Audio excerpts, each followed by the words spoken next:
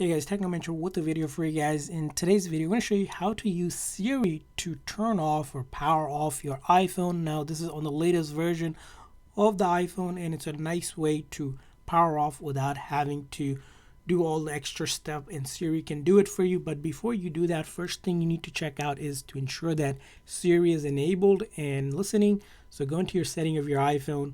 From there on, you're going to go to Siri and search.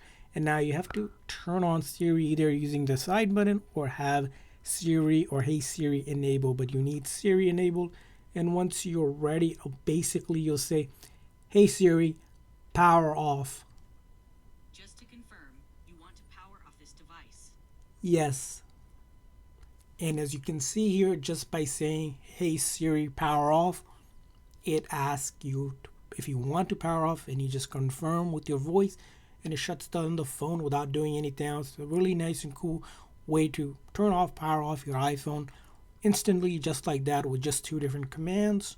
And that's how you do it. I hope you guys found this useful. If so, please consider hitting the like and subscribe button for more tips and tricks for your iPhone and other iOS devices. See you guys next time.